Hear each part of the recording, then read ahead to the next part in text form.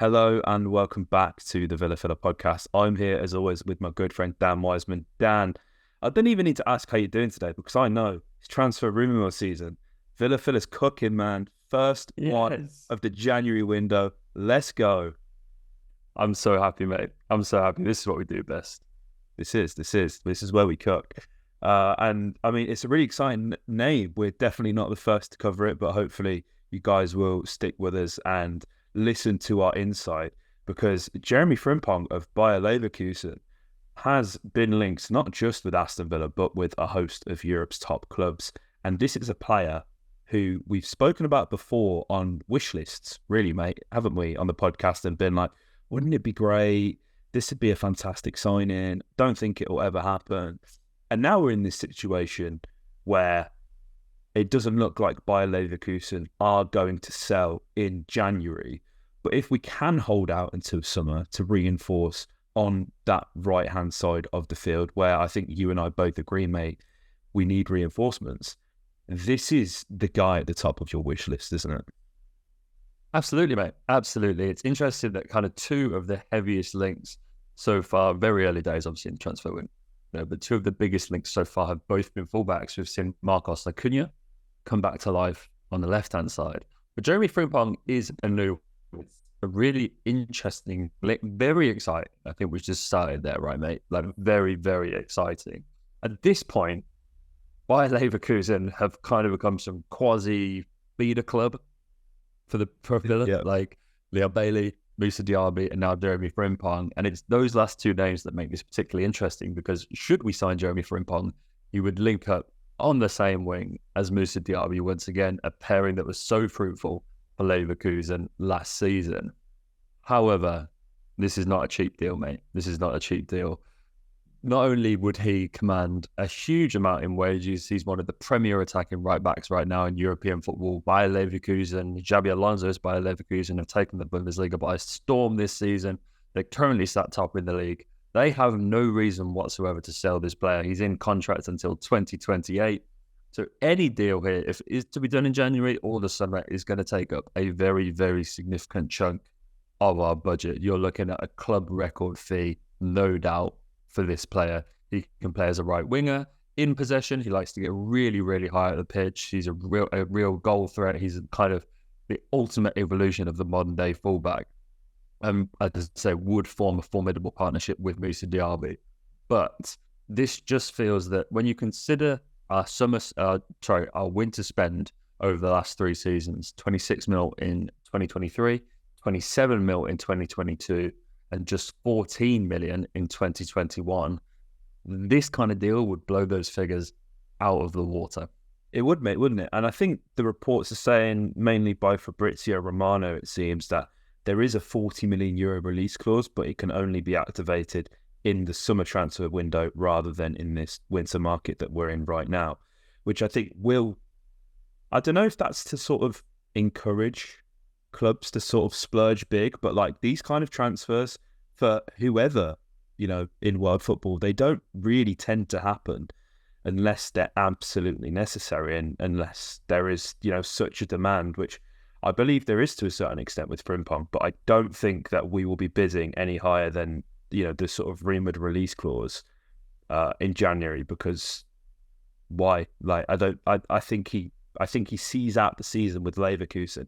And I think it's important to sort of provide the context of what he's doing, mate, because the Bundesliga is probably at its most interesting than it has been for the past decade, really, right? This title race is enthralling. Xabi Alonso is working wonders with Bayer Leverkusen, already touted naturally to be the next Real Madrid manager, which is, something I'm sure all Real Madrid fans, yourself included, Dan, would welcome, because he's sort of at the forefront of this next generation of actually truly great players and, sort of becoming truly great managers, and, really innovative system where it's like a 2-2-5-2. The build-up play is so interesting, when you watch Leverkusen, and, we talk a lot of, I think we sort of all roll our eyes a little bit when we talk about inverted fullbacks, and when you look at players like what Trent Alexander-Arnold is doing and sort of evolving into. But Frimpong really is the sort of epitome of inversion, isn't he, mate? Like, he gets high up the field. He helps create overloads in that midfield. He's got explosive pace, fantastic right foot as well. He's constantly getting involved in the sort of creation of goals. And, this season already in the Bundesliga alone, 5 goals, 6 assists. For a fullback, it's almost unheard of. His output is scarily high. And, I think at the end of the day, I think tactical flexibility is something that, comes to mind because, as you rightly said, mate, he can play almost anywhere down that right-hand side. And that's what we sort of want from these players right now. And do I think he's that different in profile to Matty Cash? No. But is he better than Matty Cash? Undoubtedly, mate.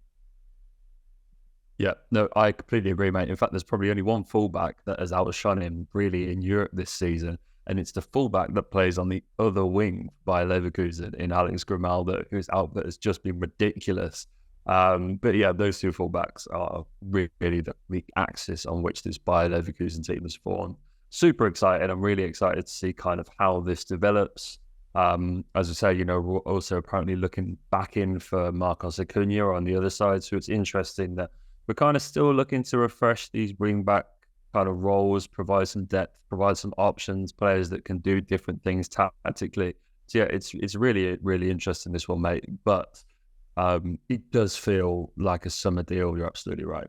Yeah, and I think at the end of the day as well, you have to sort of take a look at it from his perspective as well. Obviously, Bayer Leverkusen currently sit top of the Bundesliga, 42 points. Bayern Munich do have a game in hand, but obviously they can't catch them if they win.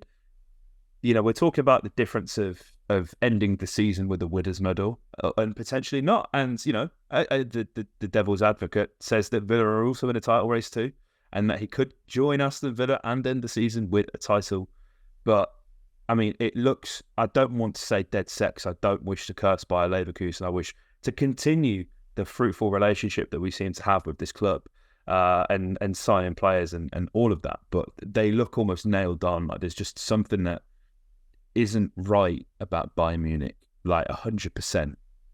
This is the year that Leverkusen break that Bundesliga monopoly, and I think it's totally understandable for him to want to wait till the summer, not only just to potentially come to Aston Villa, but to see what else is sort of on the card. Because I think if you look at most of Europe's top teams, I don't think there's there's too many teams that would say no to a right back or a right wing back or a player of Frimpong's stature. Certainly, throwing Alonso's name into the hat with Real Madrid, he's a player who you could certainly see at Real Madrid as well, really, isn't he? I think they're sort of, that right-hand side for Madrid is starting to get on a little bit now. When you look at Carvajal, who's probably 34, 35. Lucas Vázquez has been filling in there at time to time. Nacho Fernandez seems to play everywhere in defence for Real Madrid as well. There hasn't been any links, but, this is the sort of profile of player which you would see go to Madrid and just shine. So he's going to want to hold out, isn't he, mate? Yeah, for sure. And he'd be well within his rights to say that he's kind of ticked off the British Isles. He came through at Man City, spent 9 years in their youth academy. The green and white inclined Villa fans amongst us will know that he had a very successful 2 years at Celtic, really impressed there with the young player of the season in 1920 before his move to Leverkusen in 2021. So, yeah, he'd be well within his mind. Say he'd like to cast his net further afield. We are shopping at the true top tier of fullbacks in Europe. And so, yeah, when you're in the conversation with, as you say, these top teams, mate, Villa really have to kind of throw their weight about. But we kind of could be helped by Bailey and Diaby, who have kind of both come in. Thankfully, particularly Bailey really started to find his feet recently, and so can hopefully speak well for that pathway. But we shall see. Absolutely, man, absolutely. And he just looks after the ball so well. Just to briefly reel out some numbers before we move on. He's averaging 5.13 progressive carries per 90, 2.31 successful take-ons per 90, 5.47 touches in the attacking penalty area, and he's receiving 11.09 progressive passes per 90, all of which put him within the top 1 percentile of fullbacks in the entire world over the last year. The guy's numbers are crazy, his output's crazy, really classy operator, and this is one to 100% keep your eye out for in the summer. But you mentioned Acuña. I feel like we've done him to death, really, and I think the only sort of bit of insight or knowledge or whatever from me is, with Luca Dean and Alex Moreno playing as they are, this seems like a bit of a weird signing at this point. Like, the last time we spoke about it, we were obviously looking at it through the lens of Luca Dean had offers from Saudi Arabia, he had offers from Nice, and he was potentially leaving. And it's like, well, we're obviously going to need another left back, somebody who can provide competition. But I think it's fair to say that Dean has actually been our best left back this season. So unless one of Dean or Moreno is all of a sudden going to leave in January or the summer, to sign a third player who can play in that position. And listen, I know that he can cover the wing. I know he can cover left midfield. I know he could even cover centre midfield in a midfield three if he had to. It just doesn't really seem to add up. And the fee is only €8 million, which has been touted, mate. But when you consider age, the depth in that position already, and all these things, I'm struggling to see where the truth lies in sort of these rumours for our interest in Acuña. Yeah, so he's 32. We both kind of ummed and ahed on his age last year when he was 31, for the mathematicians out there. That one was for you. But yeah, you're right. So he kind of played as a left midfielder, left winger in the World Cup, Argentina's successful run all the way to the trophy. He was kind of used as a bit of a utility figure in that run, and that is what he's good at. 8 million, dare I say, for a player of his age. He's an amazing player. They're one of the premier left-sided defenders in La Liga, but feels a little bit high. But I dare say his wages would be significantly smaller than Luca Dean, who's on apparently around £120,000 a week. He's one of the top earners at the club. We had to really pay him big bucks to ward off other interests when we signed him from Everton. So when you look at kind of Acuña and maybe look at it in that gaze, maybe, we're trying to balance the book a little bit ahead of some big summer spending should we achieve our goals and end up in European football. I don't know if it's a reach to say it starts to make sense, but Dean's only, he's 30 himself. He'll turn 31 in the summer. So there's not a huge disparity in age between those two players. It's just interesting because Acuña's not been the type of player that we've been going for. All the leaks, that we've seen so far this window. Jeremie Frompong, we're going to talk about Cyril Ngonge in a second. Matt O'Reilly at Celtic, I saw linked with today. All of them are really exciting young players by and large. And Acuña has been the outlier and has been. We wanted him desperately in the summer. We know that we wanted him in January last year as well. There definitely seems to be some truth there. You've obviously got the whole Monchi connections with Sevilla. Obviously, you and I spent some time there as well.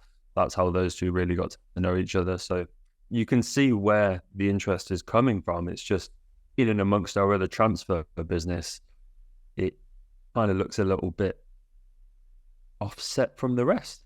Yeah, it does. It does. And I think as well, and maybe I'm looking into this too deeply here, but you see on Luca Dean's story all the time how much of a sort of family man he is on the socials. He's always sort of doing stuff with the kids. He's this and that. I don't see a move to Saudi fitting the lifestyle for the Dean family. That they seem to be pretty settled where they're at. So, obviously it would make sense to be considering moving Luca on at some point. But given his form and given how happy he seems to be in Birmingham, something just doesn't necessarily seem right. But as you say, it's a player that Monchi knows. It's a player who has won everything there is to win. He's reached the pinnacle of football, won the World Cup. Somebody who obviously Emmy, both of them would know well to a certain degree. So yeah, it's an interesting one, mate. But Cyril Ngonge, this one almost had sort of looked like it had been gone. That was a terrible pun. I'm so sorry. That was dreadful. I promise I'll never do that again. But the rumours came up for him the other day, and it looked like he was, potentially not interested in a move to Aston Villa, and that Fiorentina were after him. But now Tutto Mercato are reporting that we found an agreement with Hellas Verona to sign him for €10 million, and this is a player that I can't say I'm too clued up on. He's a forward player. And I think, there's been a few comments, and I've mentioned it a few times. I want Dom Solanke. This is the guy who I think Aston Villa need to go out and get in that position up front. So it's interesting to see that we're looking somewhere else. And again, to sort of repeat the point from the Frimpong section earlier, Solanke will be a summer signing. Dom Solanke's going nowhere in January. He is key to everything that Bournemouth do, especially in terms of, they're looking fairly comfortable now. It looks like they probably won't get relegated, but, should you sell your star striker, that is the difference between staying up and going down. So that's obviously something that isn't going to happen now. John Duran, I think, this raises questions for John Duran, really, doesn't it, mate? Because he has been linked with AC Milan, I believe it was. And it looks like they have to lose one non-EU registered player in order to sign him due to league rules. But due to the uncertainty of that, maybe look to sort of bring somebody else in who's a bit more ready than John Duran is, or maybe somebody who is singing from the same hymn sheet. If you're to believe reports with about the friction between Unai and John Duran. Then, sort of looking at it through that perspective, this deal starts to make a little bit more sense, doesn't it, mate? And obviously, Monchi isn't going to sign Solanke just because I want him to.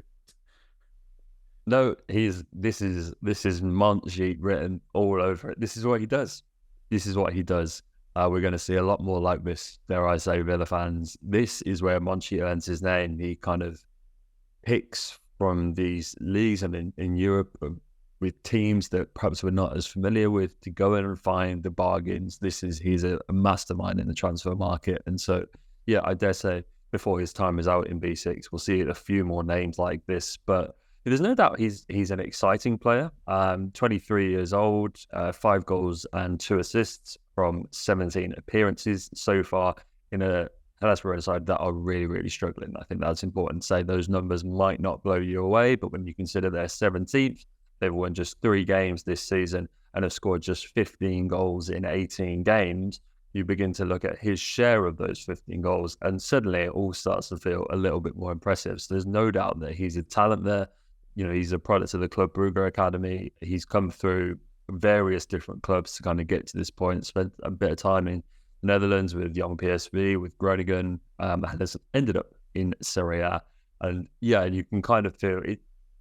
That pathway to Fiorentina feels like a really natural step up, and it's interesting that if this rumours are true that we are battling Fiorentina to the extent that we are at, it's also quite interesting that he's leaving at this point. I know they're in a relegation battle and nobody wants a relegation on their CV, but he's not actually been there for a full season. He joined last January, so he's only played the back half of last season and the first half of this season, so he's yet to complete a full season with Hellas Verona. It's a fair bit of money for him. Obviously, it's more than they signed him for, so they'll be happy to take a profit. The Serie A strugglers accepting that fee, as you say, about 10 million euros, 8.7 million pounds. So it's this is no slither. That's still a fair proportion of, I mentioned that we spend by and large about 20 million pounds in the January window. This is a fair chunk of that. And so Monchi's reportedly held talks. Apparently, we're trying to agree on personal terms. But there, you expect that they wouldn't be a problem. And if it all goes to plan, he can play on the wing, he can play up front, he can play through the middle. He's quite versatile. And so, yeah, move to the Premier League would definitely boost his profile. But I remain keen to see. It's interesting that sources in England don't seem to have picked up on this. You write through The Athletic, who are usually very accurate. The usual faces, Greg Evans, John Percy, all those guys that are usually on the money when it comes to Villa transfers. They're silent on this. It's sources in Italy that are kind of leading it.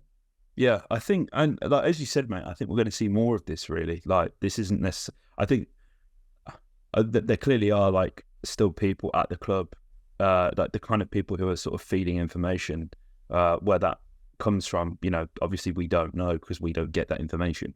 But the guys who know generally know, Percy is always on the, like, if it's not from Percy, it's generally not happening, is it?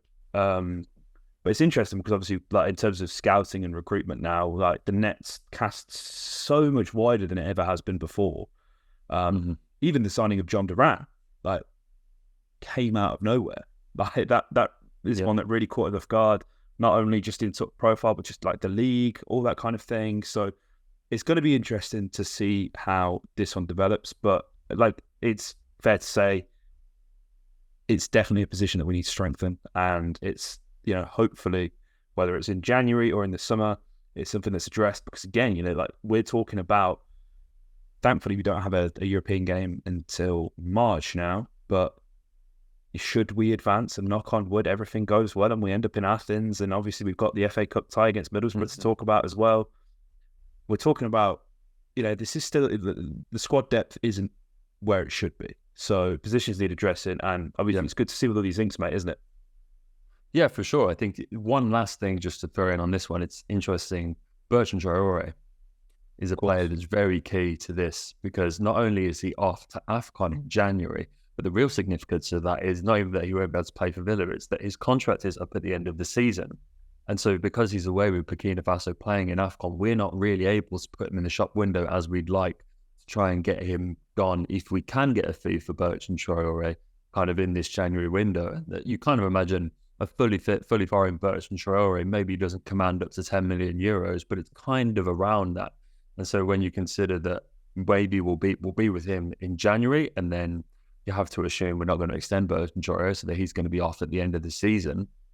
That's the kind of role in the squad that he might fill. Yeah, absolutely. That's a very good point that I neglected to consider. So that is obviously good to know. But as well, like, we have outgoings. One that is obviously tied directly to this game at the weekend, which we will briefly talk about, in Finn Azaz, Middlesbrough, seemingly £2.5 million. You would imagine there's a sell-on fee in there. Michael Carrick has said today that he will be available. He'll be in the squad for the weekend. I've seen the script already. Finn Azaz, 90th minute winner. It's all there. It's all there. But this is a really interesting one. He's had a really good time at Argyle over a couple of spells. He's got quite a few goals this season as well. I think everyone has seen his goal recently at the weekend. I think it was against Blackburn, maybe. Correct me if I'm wrong. Absolute peach of a goal. And it's a shame because I think he sort of arrived at the club about 3 years ago. Never really got a proper look in, but he's 23 years old and we didn't pay a fee for him. He's one of those guys who sort of came across, was it Mark Harrison? I can't remember the guy's name, who sort of came from West Brom to run the academy. Sort of brought him over with him as well. And it was a weird one because he was like 19 at the time. Around that sort of age, 19, 20. And he sort of leaves now as a 23-year-old, having never really sort of had the chance to sort of play for Aston Villa. So it's quite interesting, but obviously we're making £2.5 million from this for somebody who, we haven't paid a fee for. I imagine the wages were tiny anyway, and, maybe Argyle covered a portion of them while he was on his various loans there as well. But it's an interesting one, mate, because I feel like at the time, I feel like this is probably just what we're going to see from the academy now, isn't it? Like, we saw a lot of business being done, I guess, in the summer with Aaron and Cam leaving, and there's talk of Tim potentially leaving, maybe on loan in this window as well. I guess it's something we're going to have to get used to. And listen, am I upset that we're selling Finn Azaz? Absolutely not. I think, again, we're sort of, I can only sort of express my condolences in a way to these players that are sort of getting eaten up by Villa's success. It's a case of the trajectory we're on now. I think we are sort of outgrowing some of these guys who maybe if we were sort of languishing in mid-table or sort of battling relegation, maybe would have got a bit more of a look in at the club earlier on. Yep. No, you're absolutely right, mate. He's one of those kind of crazy players that he's almost too old. Seems crazy to say, doesn't it, at 23? But players just don't through at 23 anymore. You only have to look at the amount of 23-year-olds playing under 23 football, which is not a lot. It's all teenagers. To show that the age that players come through now is just so young.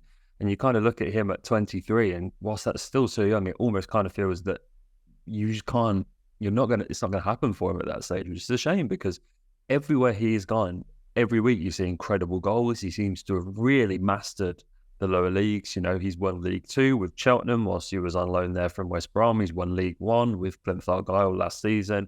He's runner-up in the EFL Trophy, League Two, Young Player of the Season. He's done it all in the lower leagues, scored some fantastic goals, has impressed wherever he's gone. I think 2.5 million feels like a snip. I think he'll do really well at Borough. Definitely feels like a player you could see rocking up a kind of lower end Premier League team over the next couple of years. He's a fantastic, fantastic player, and one that I've always been really keen to try and see a bit of in Claret and Blue, but it's never quite happened. And so, yeah, it's a shame, but crazy to say it's kind of happened a bit too late for him. And yeah, it's a nice kind of full circle moment for him being able to play, hopefully against the Villa at the week. Hopefully for him, that is against the Villa this weekend. But he needs a permanent home. That's what I always say with these guys. He's 23. He's been at, 1, 2, 3, 4, 5 different clubs already, 4 loans in that time. The only 2 sides he's ever been affiliated with on a long-term contract, West Brom and Villa, he's never made a competitive appearance for. So this guy definitely needs a permanent home. Michael Carrick, Borough, feels like a team that are going to be going places over the next few seasons. It's definitely an appealing option. Obviously, he's staying in the same league, but, Middlesbrough, you feel have, and this is no disrespect to Plymouth Argyle, who've done fantastic things recently, but obviously they've lost their manager in Schumacher, and it kind of feels that club could be kind of up in the air over the coming seasons, whereas Borough, you can definitely see the vision there. And so it's definitely an appealing option. I can see why you'd want to make it. But yeah, it's kind of, I don't know, I feel a kind of weird attachment to Finazaz. I don't really know why. It's because he's done such a fantastic job wherever he's been, I think. Yeah, I think at the end of the day, you want to see guys go out, get the experience and have a chance, right? That's football. And that's, there's he's a sort of semi-local lad. I know he's sort of Irish. But it's one of them things. Like, it's a nice story, but no time for sentiments at Aston Villa because we're going to win everything. 100%. And unfortunately, that is without Finazaz. But yeah, hope he has, finds his feet at Borough. And obviously there's the connection with Coach Danks as well, who'll obviously know a fair bit about him, you would imagine. But yeah, before we sort of briefly touch on Middlesbrough, mate, I know we don't have a lot of time left. Just want to give a shout out to Tom Heaton. Tom Heaton, oh my God, why am I saying Tom Heaton? It's not Tom Heaton. It's Jed Steer. Jed Steer. I don't know where Tom Heaton came from. I can only apologise. Well, shout out to Tom Heaton as well. Tom. Yeah, it seems like a top bloke. Shout out to Tom. But Jed Steer, he's got a new club, mate, hasn't he? And I'm really happy for him because it feels like it's been forever. He's been a free agent. I think his deal only expired in the summer, but yeah, he kind of never really got a look in after the sort of survival season where he sort of rotated a little bit with Nyland. But Jed Steer is, I think like the thing is every club has a character like Jed where they're probably a little bit underappreciated, didn't get to contribute as much as they probably would have liked. But, he will be famous for that promotion season. He will be famous for staring down Mason Holgate in the way that he did and coming up clutch in the semi-final against West Brom. That's something that we will all take to the grave with us. Fantastic memories. And again, like for Jed, it's kind of different because he has been at Villa for I think it's nearly 15 years, which is grounds for testimonial under normal circumstances. But he just never really played. So hopefully he can sort of find a home, find his feet at Peterborough, and hopefully that short deal gets extended into something longer. Yeah, it's interesting because it got released by Villa 2023, so earlier this year. He was actually signed as a free agent by myself. Chesterfield did a great job for us in League Two on Football Manager, so shout out to you, Jed. Not that he knows anything about that, but happy for him, man. Love to see it. Streets won't forget Jed Steer. Absolutely. But mate, we've got this game with Middlesbrough coming up, and it's a bit of an interesting time for them because they play Chelsea in the League Cup a week after. Mm-hmm. So, speaking, I work with a Middlesbrough fan. Speaking to him, he's not feeling very confident. Naturally, he is for the Chelsea game because he would be. But it sounds like their squad is in disarray at the moment, riddled with injuries. They've really struggled this season, down towards the bottom of the Championship. And, I think you could probably pin a large portion of that to losing Cameron Archer and Aaron Ramsey. But as well, the Chuba Akpom moves to Ajax. The squad has sort of slowly been dismantled, and it isn't what it was. It isn't the force of nature that Middlesbrough were last season. So, all things here, as we've already said, point to a 1-0 Middlesbrough win with a Finaz's goal, don't it, mate? Yes, mate. I remember the defeat last season to Stevenage and doing a short. And the numbers have come back around. And I'm looking at them right now, and I don't even want to say it. I don't want to voice it on a podcast. I don't want to say this stat again. So please, to God, Villa win this game. Since beating Wycombe Wanderers in a third round replay in 2016, Aston Villa have lost 8 FA Cup third round matches in a row. No side in English football ever has lost 9 in a row whilst playing in England's top 2 divisions. This would be literally an all-time low for Villa in the FA Cup. No top flight side has ever gone out in consecutive top 5 seasons at this stage 5 times in a row since Blackpool in 1961 and then 1966-67. So these are the levels that we're talking. I cannot express for my sanity how important it is for Villa to win this game. However, I have done some digging, and I've got one positive stat. Literally, I have, given Villa's form in the FA Cup, I've had to dig so far to get this number. But when Villa last won the FA Cup, which was, I'm going to say this really quietly because it's kind of embarrassing, 1957, the Villains faced Middlesbrough in the third round, and we beat them 3-2. And that year we went on to win the FA Cup. So good omens. Is loose, mate, or in lie. Not exactly the most concrete statistics I'd like to be able to provide. Well, literally, it's best I've got because we've been garbage in the FA Cup for the longest time. It doesn't even feel like you can count that 2016 win over Wycombe, because it was a replay. We were dreadful in that way. So it kind of feels like that's a cheat in itself. So yes, to save everyone's sanity, we need to win this game. And it's really important because the Cups have been the one thing that United hasn't been able to get a grip on. It's been amazing, A-star in every other category, but it's cup competitions, a loss to Stevenage, and then that loss to Everton so far this season that are kind of staining his record. So a decent run in the cup is the only thing we've been missing under Unai. It is, and it's the one thing you'd think that he could manage because he can manage rotating Europe.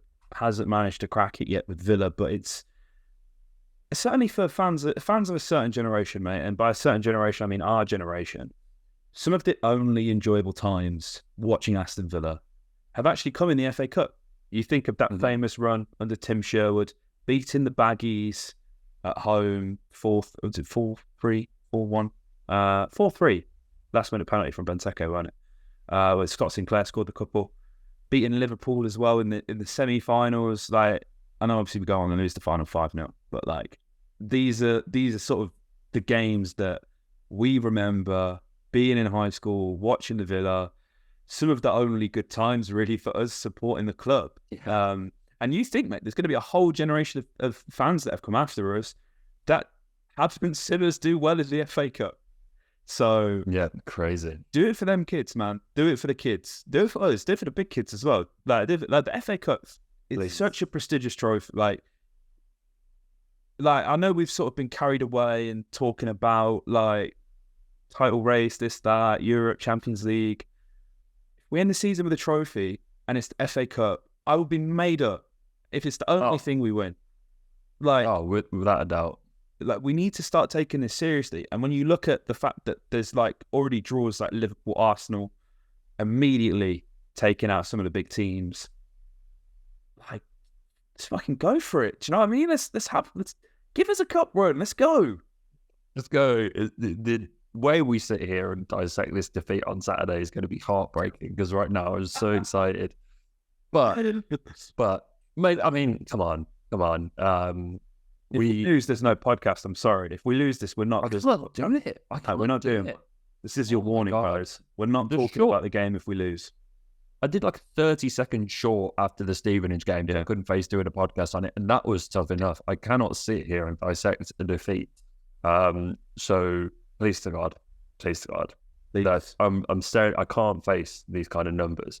Middlesbrough are great against Premier League teams in the FA Cup. They've not been a Premier League side in the third round since the turn of the millennium, 2001. They've lost all 5 games since then. We actually had some success against them. I mean, I'm really touching the straws here in the playoff semi-final.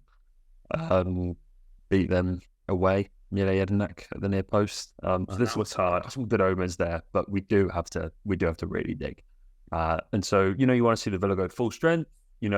No days off. You want to see the big guns play here because you want no excuses. It's a chance to really, the FA Cup, winning any trophy just buys you so much time, and it unites everybody at the club. Kind of people spoke about it with Newcastle last season, didn't they? I know it was the Carabao Cup when they got to the final. It kind of kickstarts a new era, and that piece of silverware early on just really puts you on such an upwards trajectory. And at this time, we really, really need that. And so, yeah, come on, give us the cup run. Come on, please. We're not asking for a lot, but guys, there's less than a minute left of this Zoom recording. Didn't think we'd gone on for that long, but clearly we have. So I have to say thank you if you've made it all the way.